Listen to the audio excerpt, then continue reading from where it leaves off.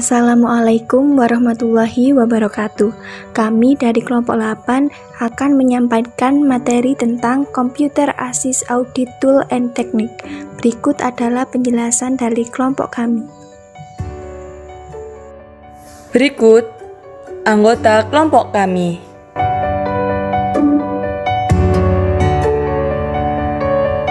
Di sini, pengendalian aplikasi dibagi menjadi 3 bagian. Yang pertama, pengendalian input, yang kedua, pengendalian proses, dan yang ketiga, pengendalian output. Yang pertama, pengendalian input. Komponen pengumpulan data dari sistem informasi bertanggung jawab untuk membawa data ke dalam sistem untuk diproses. Pengendalian input pada tahap ini berusaha untuk memastikan bahwa transaksi-transaksi tersebut sah, akurat, dan lengkap. Prosedur input data dapat berupa input yang digerakkan oleh dokumen sumber atau input langsung. Input langsung dapat menggunakan teknik pengeditan real-time untuk mengidentifikasi dan memperbaiki kesalahan sesegera mungkin. Di sisi lain, input dari dokumen sumber memerlukan lebih banyak keterlibatan manusia dan lebih terbuka pada kesalahan-kesalahan penulisan daripada prosedur input langsung. Selanjutnya, ada 6 kelas pengendalian input. Yang pertama, pengendalian dokumen sumber. Yang kedua, pengendalian pengodean data. Yang ketiga, pengendalian batch. Yang keempat, pengendalian validasi. Yang kelima, koreksi kesalahan input. Dan yang terakhir, sistem input data bersifat umum. Selanjutnya, pengendalian dokumen sumber. Dalam sistem yang menggunakan dokumen sumber untuk memulai transaksi, harus dilakukan tindakan pengendalian yang cermat terhadap instrumen. Untuk pengendalian exposure, perusahaan harus mengimplementasikan prosedur pengendalian terhadap dokumen sumber untuk mencatat setiap dokumennya, seperti menggunakan dokumen sumber yang telah diberi nomor urut, menggunakan dokumen sumber secara berurutan, dan mengaudit dokumen sumber secara berkala. Yang kedua, ada pengendalian pengodean data. Pengendalian ini merupakan pemeriksaan terhadap integritas kode-kode data yang digunakan dalam pemrosesan. Ada 3 jenis kesalahan yang dapat mengorupsi kode data dan menyebabkan kesalahan dalam pemrosesan. Yang pertama, kesalahan transkripsi yang dibagi dalam 3 kelas, yaitu kesalahan tambahan yang terjadi ketika sebuah digit atau karakter ekstra ditambahkan pada kode tersebut. Lalu kesalahan pembulatan terjadi ketika sebuah digit atau karakter dipindahkan dari akhir kode.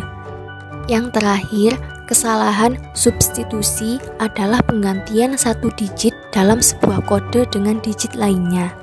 Kesalahan dalam pemrosesan yang kedua adalah kesalahan transposisi tunggal yang terjadi ketika 2 digit yang letaknya berdampingan dicatat secara terbalik. Kesalahan yang ketiga adalah kesalahan transposisi jamak yang terjadi ketika digit-digit yang letaknya tidak berdampingan ditukar posisinya.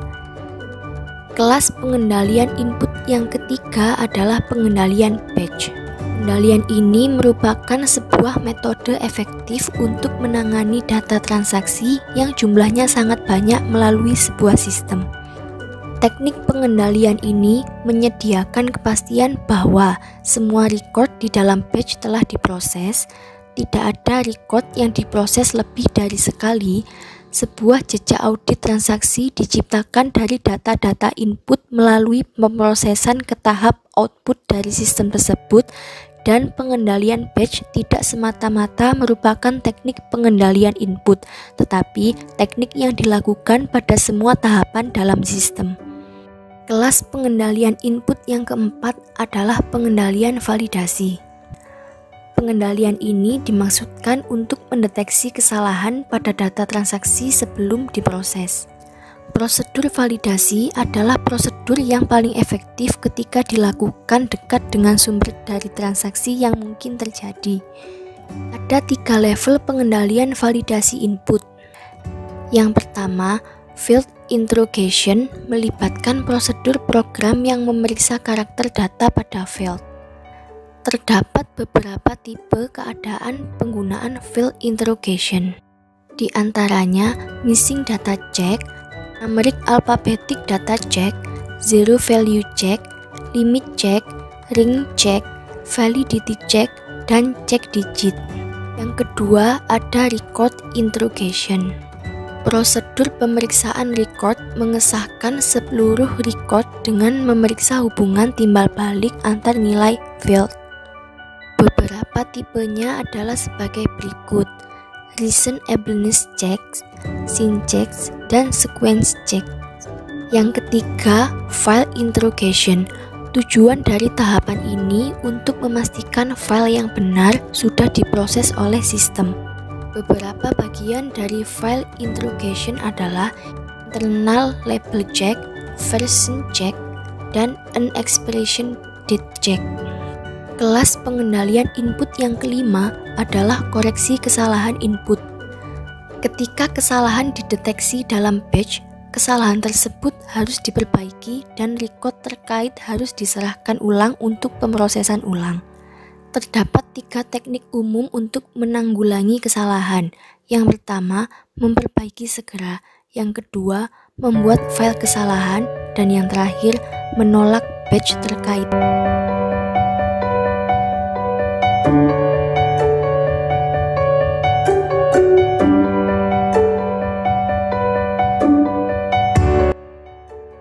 Sistem input data yang digeneralisasi. Sistem ini digunakan untuk mewujudkan tingkat pengendalian dan standarisasi yang tinggi atas berbagai prosedur validasi input. Teknik ini meliputi berbagai prosedur terpusat yang mengelola input data untuk semua sistem pemrosesan transaksi di sebuah perusahaan. Generalized data input system ini memiliki 3 kelebihan. Yang pertama yaitu memperbaiki pengendalian dengan membuat sebuah sistem yang sama untuk melakukan semua validasi data. Dan yang kedua, memastikan bahwa tiap aplikasi sistem informasi akuntansi menggunakan standar secara konsisten untuk validasi data. Yang ketiga, memperbaiki efisiensi pembangunan sistem. 5 komponen utama dalam generalized data input system yaitu yang pertama yaitu modul validasi yang digeneralisasi atau generalized validation module. Modul ini menyajikan standar validasi rutin yang umum untuk aplikasi-aplikasi yang berbeda. Kegiatan rutin ini disesuaikan untuk kebutuhan aplikasi individu dengan parameter yang dikhususkan pada kebutuhan program yang spesifik. Yang kedua, file data yang divalidasi. Data input yang divalidasi oleh Generalized Validation Model pada sebuah file data disimpan pada sebuah file data validasi. Ini adalah file sementara yang transaksinya sudah divalidasi mengalir pada masing-masing aplikasinya. Yang ketiga yaitu file kesalahan. Kesalahan dalam Generalized Data Input System memakai aturan yang sama seperti file kesalahan tradisional. Kesalahan record dideteksi selama validasi tersimpan dalam file, diperiksa dan diserahkan kembali kepada Generalized Validation Model. Yang keempat yaitu laporan kesalahan. Standarisasi laporan kesalahan disalurkan ke pengguna-pengguna untuk memfasilitasi pemeriksaan kesalahan. Dan yang kelima yaitu catatan transaksi. Catatan transaksi ini adalah record permanen dari semua transaksi yang sudah divalidasi.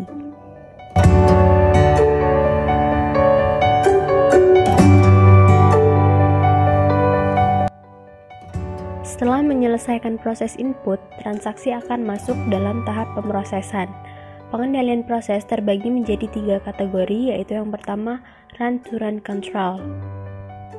Run-to-run control ini berfungsi untuk memastikan bahwa tiap langkah pada sistem pemrosesan pada tiap-tiap bagian dilakukan secara benar dan lengkap.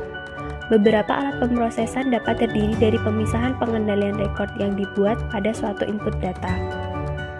Penggunaan spesifik dari run-to-run control adalah sebagai berikut. Yang pertama yaitu recalculate control totals. Setelah beberapa operasi utama dalam proses dan setelah setiap bagian berjalan, sejumlah nilai uang dihitung totalnya dan setiap rekod perhitungan diakumulasikan dan dibandingkan untuk mencocokkan nilai yang disimpan pada pengendalian kontrol. Jika rekod pada bagian batch tersebut hilang, tidak terproses atau pemrosesan lebih dari satu kali, maka akan diketahui dengan adanya ketidaksesuaian antara beberapa bagian tersebut. Proses selanjutnya adalah transaction codes. Kode transaksi dari tiap rekod pada bagian batch dibandingkan dengan kode transaksi yang terdapat pada rekod pengendalian. Hal ini memastikan hanya tipe file yang sesuai dari transaksi yang akan diproses yang terdapat pada rekod pengendalian. Yang ketiga yaitu sequence check. Pada sistem yang menggunakan beberapa file master, urutan rekod transaksi pada bagian batch tidak selamanya benar dan dapat diproses dengan lengkap. Ketika dokumen ini diproses, maka harus diurutkan pada urutan dari file master yang digunakan pada tiap langkah. Pengendalian beberapa rekening ini atau sequence check ini membandingkan beberapa rekod pada bagian batch dengan rekod sebelumnya untuk memastikan bahwa pengurutan data berjalan dengan tepat. Pengendalian proses yang kedua yaitu pengendalian keterlibatan operator. Suatu sistem terkontrol membutuhkan campur tangan operator untuk menginisiasikan beberapa tindakan seperti melakukan pengawasan total untuk batch dari record, melengkapi parameter nilai untuk operasi logika, dan mengaktifkan program dari poin yang berbeda. Keterlibatan operator ini dianggap dapat meningkatkan potensi kesalahan manusia dalam melakukan pemrosesan data.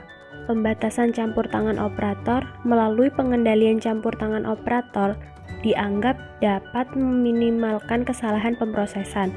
Walaupun tidak mungkin untuk menghapus keterlibatan operator seluruhnya, tapi nilai parameter dan program awal yang diperlukan kemungkinan luas dapat diambil dan dilengkapi dari sistem dengan melihat pada tabel.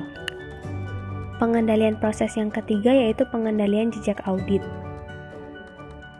Pengendalian jejak audit sangat penting dalam pengendalian proses. Dalam sistem akuntansi, setiap transaksi harus tercatat pada setiap langkah proses dari sumber ekonomi untuk selanjutnya dipresentasikan dalam sebuah laporan keuangan. Pada lingkungan computer-based information system, jejak audit dapat menjadi terpisah-pisah dan sulit untuk dilacak. Hal ini mengkhawatirkan karena operasi utama menggunakan transaksi-transaksi tersebut untuk didokumentasikan. Beberapa teknik yang digunakan untuk menjaga jejak audit dalam CBIS yaitu yang pertama, transaction log atau catatan transaksi. Setiap transaksi yang berhasil diproses sistem sudah pasti tercatat dalam transaction log yang disajikan dalam sebuah jurnal. Ada dua alasan untuk membuat jurnal. Yang pertama, jurnal adalah data permanen dari sebuah transaksi, dan yang kedua, tidak semua rekod pada proses validasi transaksi berhasil diproses. Teknik selanjutnya yaitu log of automatic transaction. Beberapa transaksi dijalankan secara internal oleh sistem. Sebagai contoh, ketika persediaan sudah di bawah batas normal, maka secara otomatis sistem akan memproses order pembelian. Untuk menjaga jejak audit tersebut, semua transaksi yang dihasilkan secara internal harus diletakkan pada transaction log. Teknik yang ketiga yaitu listing of automatic transaction. Untuk mengurus pengawasan terhadap proses transaksi otomatis oleh sistem, pengguna yang bertanggung jawab seharusnya menerima daftar detail dari setiap transaksi internal yang dihasilkan. Teknik yang keempat yaitu unique transaction identifier. Setiap transaksi yang diproses dengan sistem harus diidentifikasi secara khusus dengan nomor transaksi. Ini merupakan satu-satunya cara untuk mencari bagian transaksi pada database yang dimana isinya merupakan ribuan bahkan jutaan rekod. Teknik yang kelima yaitu error listing. Data dari semua rekod yang error sebaiknya diproses oleh pengguna yang tepat agar dapat melakukan perbaikan dan untuk menjaga kepatuhan.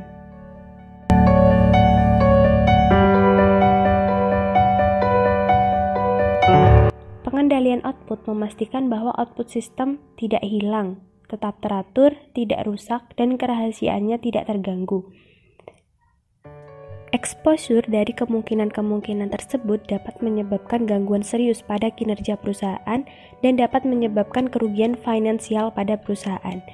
Jika kerahasiaan dari beberapa output terganggu, perusahaan dapat mengkompromisasikan tujuan bisnis dengan bagian perusahaan ataupun melakukan pembongkaran secara legal.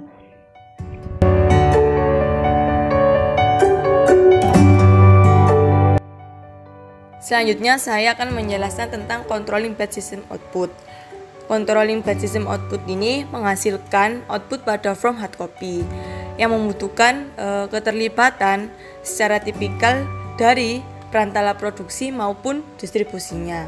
Sehingga controlling batch system output ini mempunyai teknik-teknik yang digunakan untuk mengendalikan setiap fase dalam proses outputnya. Yang pertama ada output spooling batch yang merupakan pada setiap operasi pemrosesan data dalam skala besar. Alat output ini seperti printer dapat tertimbun oleh banyak program yang secara bersamaan yang menuntut kemampuan printer yang terdapat, sehingga timbunan ini tuh dapat menyebabkan kemacetan yang dapat menimbulkan kerugian pada sistem, sehingga adanya aplikasi yang menunggu untuk di-print pada akhirnya mengambil alih memori dari komputer dan menghalangi aplikasi-aplikasi lain dari aliran proses input lainnya. Yang kedua ada print programs.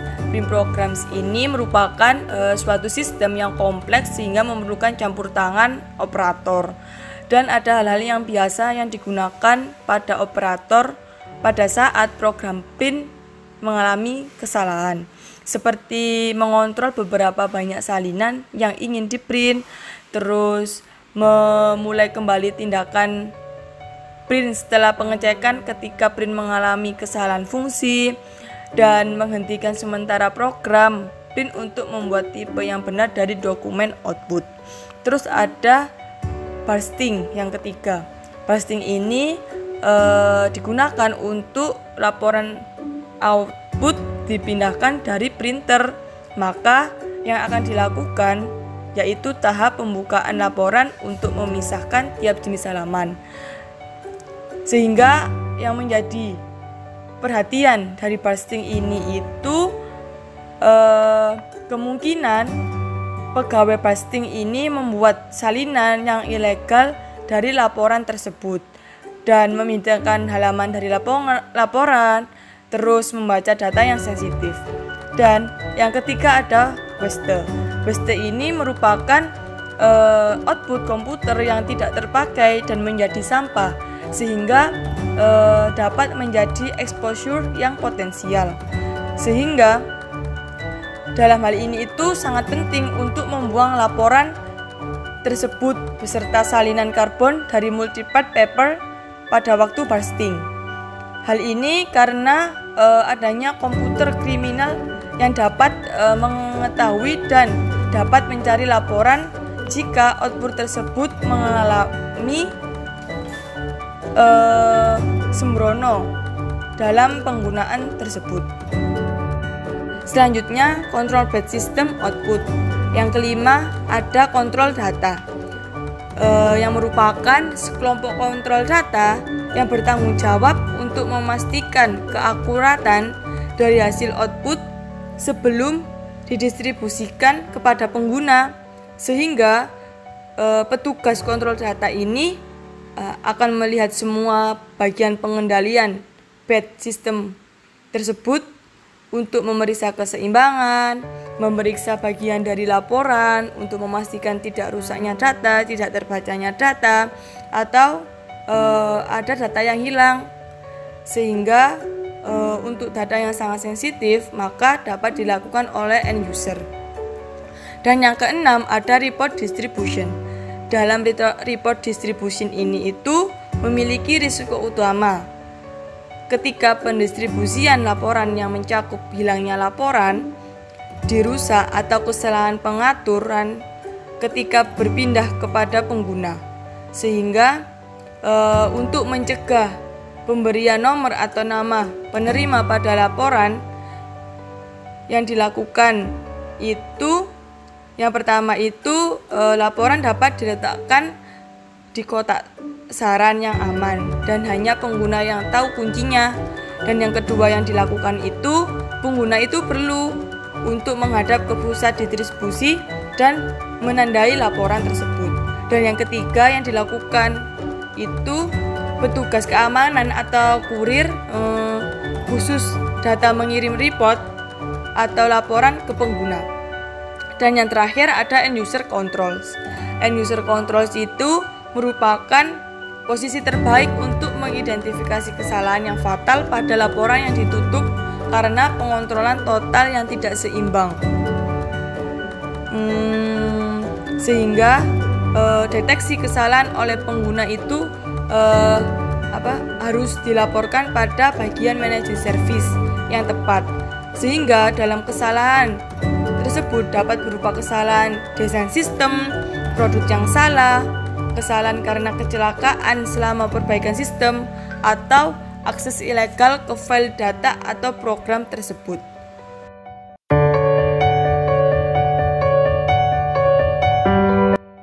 Testing Computer Application Control. Pada bagian ini itu membahas beberapa teknik untuk mengaudit aplikasi komputer. Nah, teknik pengujian kontrol itu memberikan informasi tentang keakuratan data dan kelengkapan proses aplikasi. Sehingga untuk tes ini itu menggunakan dua pendekatan umum.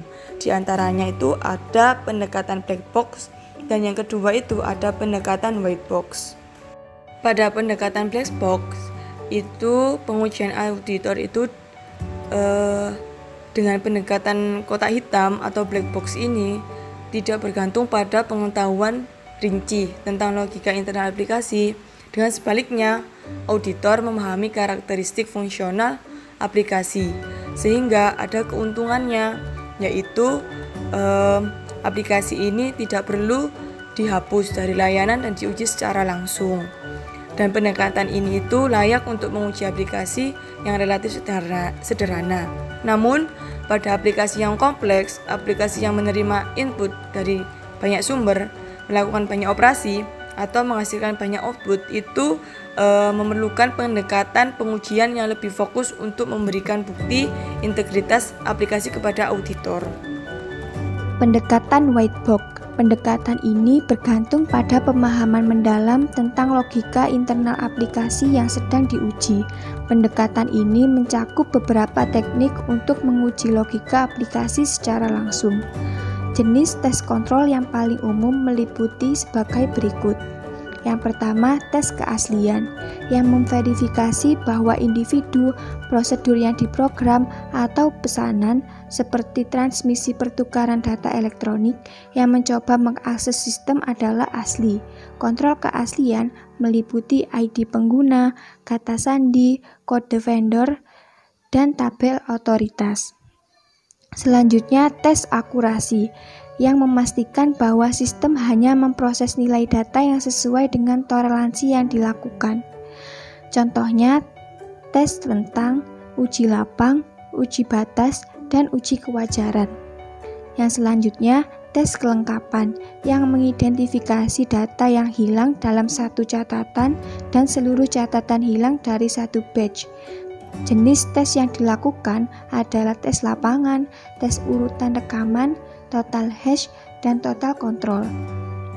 Selanjutnya, tes redundasi, yang menentukan bahwa aplikasi memproses setiap catatan yang hanya sekali. Kontrol redundasi meliputi rekonsiliasi total batch, catatan jumlah, total hash, dan total kontrol keuangan. Selanjutnya, tes akses, yang memastikan bahwa aplikasi mencegah pengguna yang berwenang dari akses tidak sah ke data. Kontrol akses mencakup kata sandi, tabel otoritas, prosedur yang ditentukan pengguna, enskripsi data, dan kontrol inferensi. Selanjutnya, tes jejak audit, yang memastikan bahwa aplikasi menciptakan jejak audit yang memadai. Yang ini termasuk bukti bahwa aplikasi mencatat semua transaksi dalam log transaksi, memposting nilai data ke akun yang sesuai, menghasilkan daftar transaksi lengkap, dan menghasilkan file kesalahan dan laporan untuk semua pengecualian. Yang terakhir, tes kesalahan pembuatan, yang memverifikasi kebenaran prosedur pembulatan. Kesalahan pembulatan terjadi dalam informasi akuntansi ketika tingkat presisi yang digunakan dalam perhitungan lebih besar daripada yang digunakan dalam pelaporan.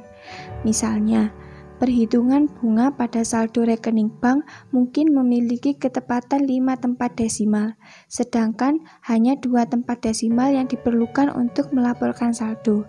Jika 3 tempat desimal yang tersisa dijatuhkan begitu saja, total bunga yang dihitung untuk jumlah total akun mungkin tidak sama dengan jumlah perhitungan individual.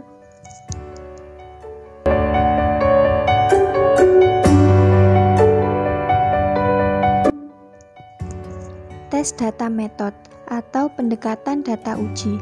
Pendekatan data uji ini merupakan pelaksanaan audit yang dilakukan untuk menguji sistem terkomputerisasi audit dengan menggunakan data auditor. Secara historis, metode data uji merupakan teknik pertama dalam audit yang berbasis komputer. Meskipun sangat terbatas dalam memberikan kemampuan, auditor akan dapat memahami spesifikasi sistem dan dapat memanfaatkan hal tersebut untuk menentukan apakah sistem bekerja atau tidak. Terdapat hal-hal yang perlu diperhatikan dalam menguji pendekatan ini. Yang pertama, data uji harus mencakup seluruh kondisi yang diinginkan oleh auditor, baik data yang sah maupun yang tidak sah. Yang kedua, program yang diuji dengan data uji auditor harus sama seperti yang dipergunakan untuk operasional sepanjang tahun oleh klien. Yang ketiga, data uji harus segera dihapus dari file klien setelah tes selesai, dengan maksud agar file sistem tidak terkontaminasi oleh data uji. Yang keempat, pelaksanaan data uji harus menjamin bahwa data uji tidak terpengaruhi oleh file data aslinya. Teknik data uji digunakan dalam pelaksanaan audit dengan cara memasukkan data ke sistem komputer klien dan membandingkan hasil yang diperoleh dengan hasil yang telah ditentukan sebelumnya.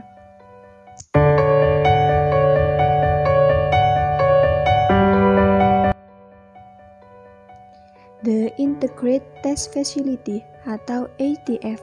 Pada ATF, pemeriksaan tes sistem komputerisasi dilaksanakan secara berkala antara pelaksanaan, tes, dan real processing run. Dalam ATF, auditor harus membuat dummy data dan diproses bersamaan dengan real data yang memang saat itu sedang diolah. Sistem ATF sering digunakan pada bidang aplikasi entry pesanan, pembelian, penggajian, dan piutang.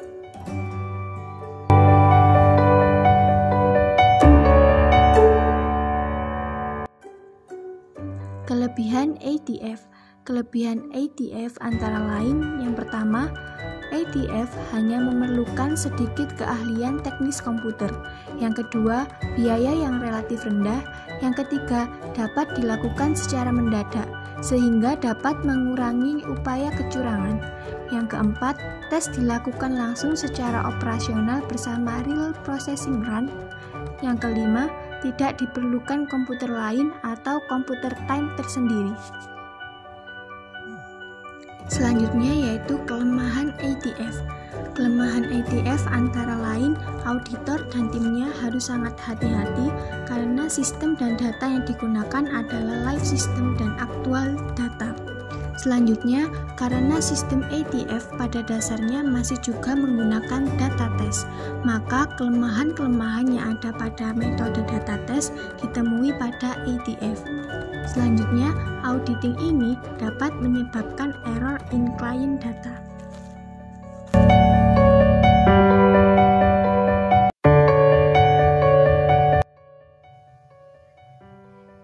Parallel simulation. Teknik simulasi pemrosesan secara paralel merupakan pelaksanaan pemeriksaan yang dilakukan terhadap data sesungguhnya, atau data yang dikopi dan diproses dengan software atau komputer milik auditor. Data real ini sebelumnya diproses seperti kegiatan rutin biasanya yang ada pada komputer audit. Selanjutnya, data yang dikopi dan diproses ulang atau disimulasi proses pada komputer auditor. Laporan yang dihasilkan akan dibandingkan oleh auditor dengan laporan yang dihasilkan oleh pemrosesan rutin perusahaan. Jika terjadi perbedaan, asumsinya perbedaan tersebut menunjukkan bahwa software perusahaan tidak memproses data yang sesuai dengan spesifikasi yang ada. Sekian presentasi dari kelompok kami. Apabila ada salah kata, saya mohon maaf. Wassalamualaikum warahmatullahi wabarakatuh. Terima kasih.